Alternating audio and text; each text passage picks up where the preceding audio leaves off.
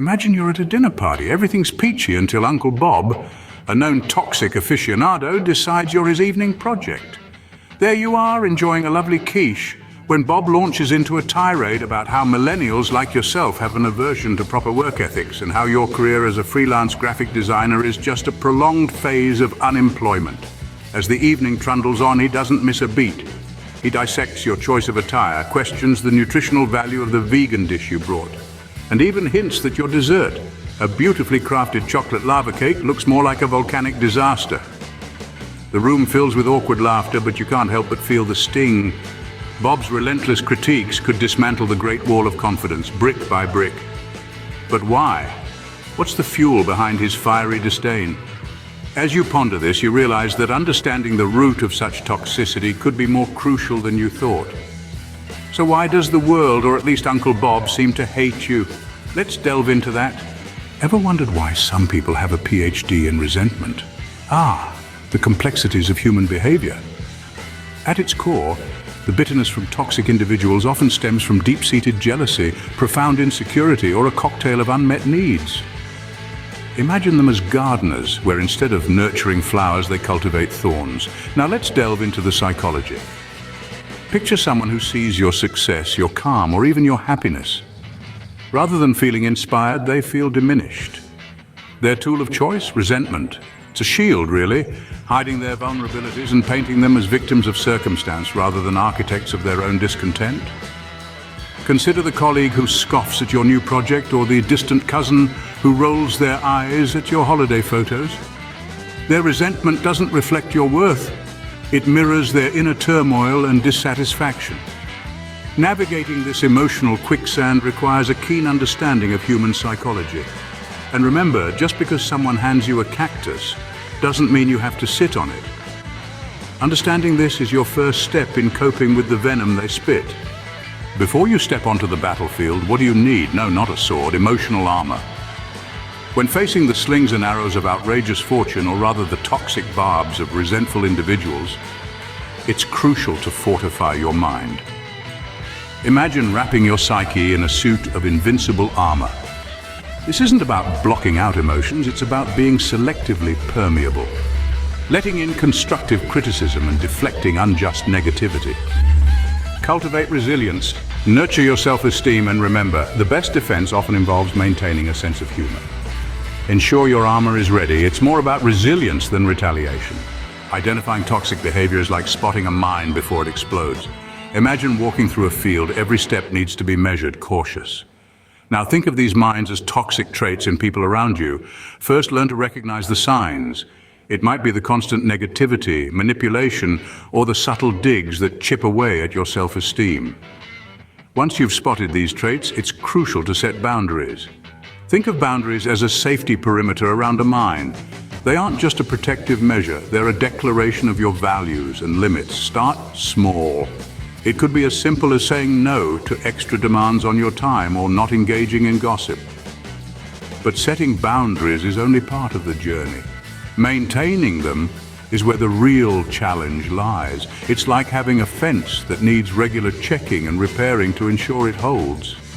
This might mean reminding people when they are overstepping or choosing to step back from relationships that consistently harm your well-being. It's also vital to practice self-care. This isn't just spa days and bubble baths. It's also about giving yourself permission to walk away from situations that drain you. Self-care is your personal arsenal against the toxic mines in your life. With your map ready, you can navigate through the minefield safely. Remember, the path isn't just about avoiding the mines, it's about paving a route that respects and protects your inner peace. Let's talk about Kevin from accounting. Not all heroes wear capes, some just refill the coffee pot. In every office there lurks a Kevin, someone who seems to thrive on sowing discord as efficiently as they process expense reports. Kevin is our quintessential office ogre. He grumbles more than he speaks, and his favorite activity is torpedoing others' ideas. It's exhausting, isn't it? But let's navigate this using our handy guide to dealing with toxic co-workers. First, recognize the toxic behavior. Kevin's constant negativity is his way of asserting control. Next, set firm boundaries. When Kevin starts a tirade, calmly state that you are open to constructive feedback but not to unhelpful criticism. And don't forget self-care. After a meeting with Kevin, take a few minutes to decompress. A short walk or a cup of tea can work wonders. By taking these steps, you transform the office dynamic. Just like that, Kevin becomes less ogre, more bearable. When the going gets tough, the tough get going calmly. In the swirling tempest of negativity that toxic people can unleash, keeping your cool is both an art and a science. Here's how one can master this essential skill. First, deep breathing isn't just a cliche, it's a lifeline. Imagine you're inflating a balloon in your chest, slowly and steadily. As you exhale, picture the stress and negativity deflating along with it. This isn't just about feeling tranquil, it's about resetting your emotional state to respond thoughtfully rather than react impulsively. Next, maintain perspective by focusing on the positives in your life. Think about the relationships that enrich you, the projects that excite you, and the dreams that propel you forward. These are not just distractions, they are your reality, a much brighter reality than the shadows cast by others' resentment.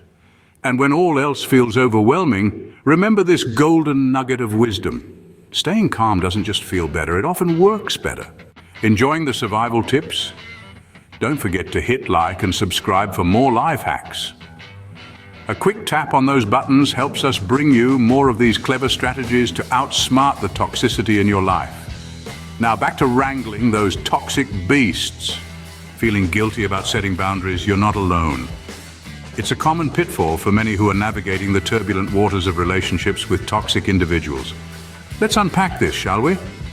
Firstly, guilt often creeps in when you start to prioritize your own needs. It's like when you finally decide to turn off your phone during dinner and you miss calls from that friend who always has a crisis. You might feel like you've abandoned them. But remember, it's crucial to protect your own peace. Then there's self-doubt. This sneaky little gremlin whispers in your ear that maybe you're the one being unreasonable. Imagine you're setting a no-gossip rule at gatherings, and suddenly, you're the odd one out. Ring any bells? It's important to stand firm, knowing that fostering a healthy environment is not just okay, it's essential. Develop a mantra, something like, I'm protecting my energy. Repeat it, believe it. Because setting boundaries isn't selfish, it's necessary for your mental health. Let's do a quick roundup before you go back to facing the world's Uncle Bobs. Navigating the murky waters of resentment from toxic people is no small feat. We kicked off with the emotional whirlwind that toxic folks can stir up.